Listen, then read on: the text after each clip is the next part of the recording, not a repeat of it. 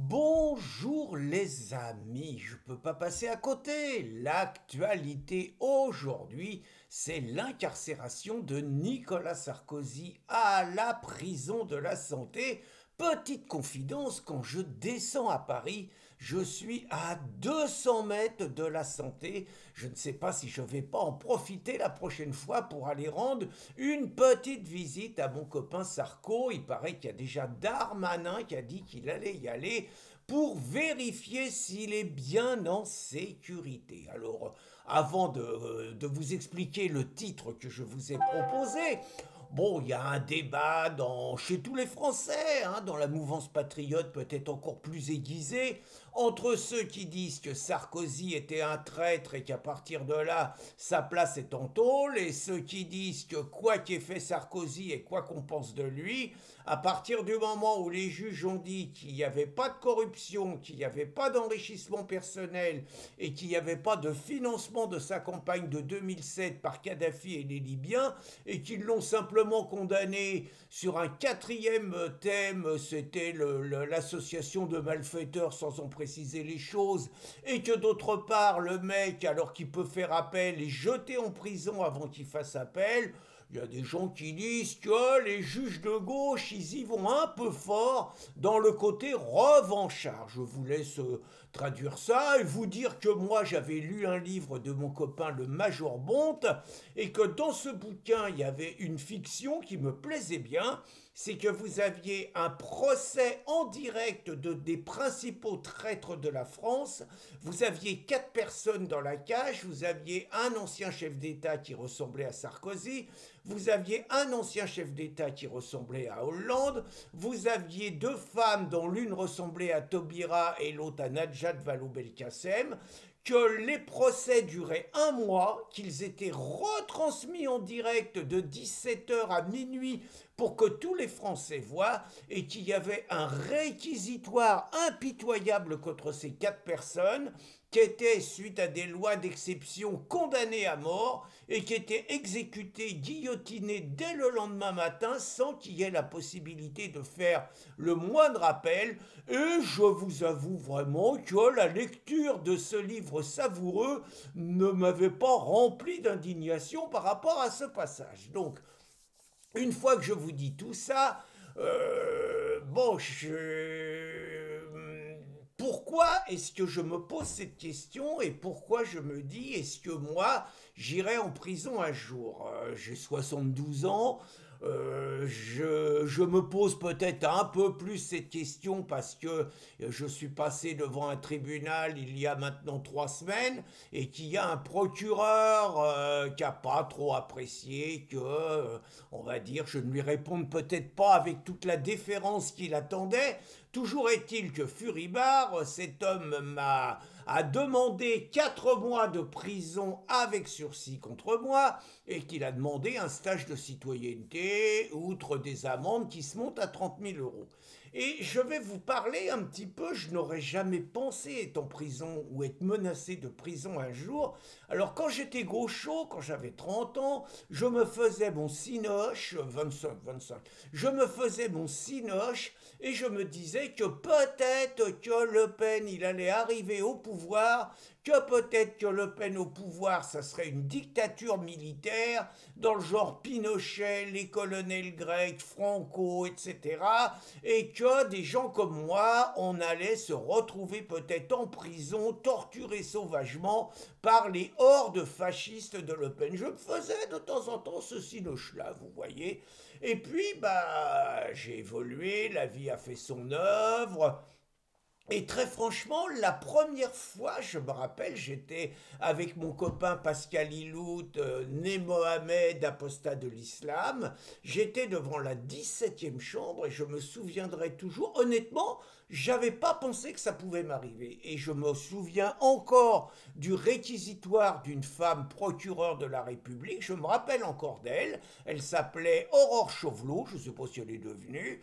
Elle m'a fait un réquisitoire où elle m'a comparé à Adolphine Hitler, bon ça j'ai l'habitude, ils le font tous, et elle a demandé 4 mois de prison avec sursis contre moi, et elle a demandé 2 mois de prison avec sursis contre l'apostat de l'islam, Pascal Iloud. Alors j'ai pas été condamné, mais je me souviens, ça m'a ébranlé, je m'attendais pas.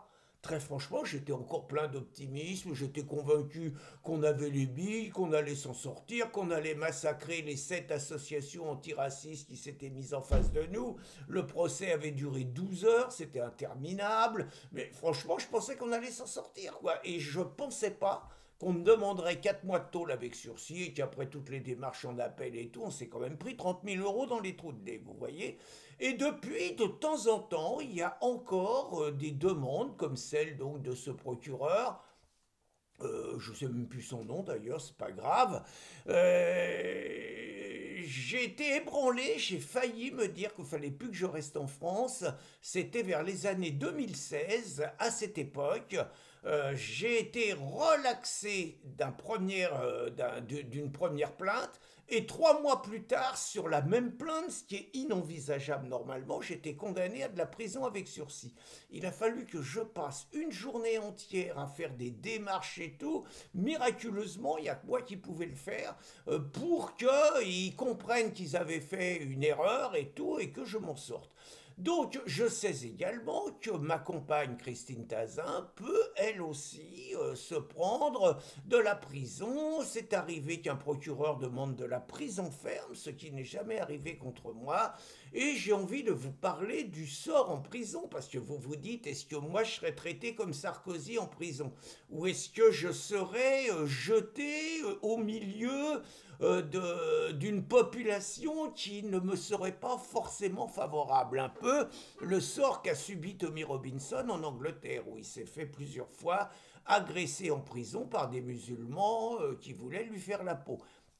Alors, j'ai rencontré plusieurs personnes qui ont fait de la prison et des militants, hein, et je connais, même si je ne les connais pas personnellement, d'autres exemples où les gars ont fait de la tôle. Alors parmi les personnes que j'ai rencontrées, il y en a un qui, lui, s'est battu avec des antifas. Les antifas l'ont agressé dans une fête foraine à 5 contre 1, et il se trouve que lui, il sait se battre, il avait un couteau sur lui, et il a bien amoché un antifa.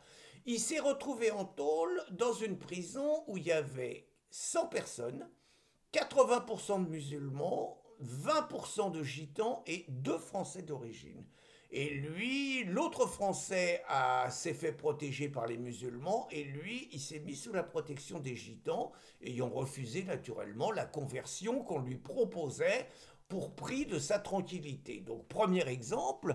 Deuxième exemple, bon, je connais Hervé Ryssen, on s'était retrouvés devant la 17e, lui et moi, et je voyais qu'il était très inquiet à l'idée de se retrouver en tôle le soir même. Je le voyais, il avait ce jour-là 3 procès, j'en avais un, et je sais que Hervé Ryssen, par ailleurs, s'est retrouvé à 7 mois en prison, et qu'il a fait un bouquin où il décrit la réalité des 7 mois. Alors lui, il était à l'isolement.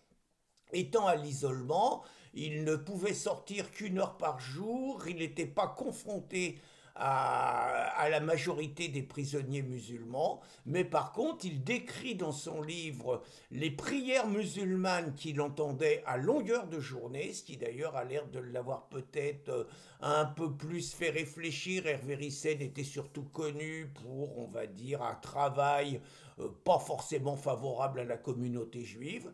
Pour autant, il n'a été condamné que pour ses idées, et pour ses idées, il a quand même été condamné enfin, il a fait 7 mois de prison ferme, ce qui est très long et qui peut détruire beaucoup de personnes. Je connais également le capitaine Alexandre Juvin-Brunet. Lui, alors il a eu l'idée, il a fait un collectif, il voulait que les mecs donnent des sous, il voulait acheter, transformer ça en francs, faire une espèce de monnaie parallèle au service des patriotes. Manifestement, c'est un truc qui passe pas très bien en France, et Alexandre a quand même fait 4 mois, je crois, 4 mois de prison, un peu dans les mêmes conditions qu'Hervé, mais lui n'était pas à la santé, apparemment il était dans une autre tôle plus, on va dire, plus tranquille, même s'il a été mis au secret. Mais je sais également que des militants patriotes qui peuvent se faire agresser par des antifas et qui peuvent se défendre sont régulièrement condamnés et jetés en prison, se prennent de la prison ferme par des juges qui sont tous sauf des juges honnêtes, objectifs et rendant la justice au nom du peuple français. Ce que je ne sais pas, c'est les conditions de détention de ces gens-là. De ses camarades, quoi. Je ne sais pas si on les met au milieu de la racaille ou s'ils bénéficient d'un statut protégé comme va être celui de Sarkozy. Je ne sais pas, je serais curieux de le savoir. Je connaissais quelques militants qui ont été accusés d'avoir préparé des attentats, des trucs comme ça. Bon, simplement sur des hypothèses, les mecs ont fait plusieurs mois, voire plusieurs années de prison. Et j'ai entendu également parler d'un petit jeune qui avait 20 ans à l'époque et qui s'est enflammé sur les réseaux sociaux en disant qu'il allait tuer des imams radicaux et tout. Bon, ce qui est une connerie, mais enfin, bon, le môme avait 20 ans et il n'est jamais passé à l'acte. Le môme a fait 9 ans quand même. 9 ans de prison à l'âge de 20 ans. C'est beaucoup. Donc tout ça pour vous dire que je ne me vois pas aller en prison, je ne vois pas Christine aller en prison, mais le pire dans ce que je vous décris, c'est que même si je ne m'y vois pas, le pire, et c'est quand même une perspective que je ne peux pas écarter d'un revers de main, et c'est ça le véritable scandale de ce pays qui est devenu la France, où il n'y a plus aucune liberté d'expression, de militantisme et tout, pour la mouvance patriote. Et c'est ces moments, le jour où Sarkozy est embastillé, que je voulais partager avec vous. Il n'empêche, les amis, que le combat continue.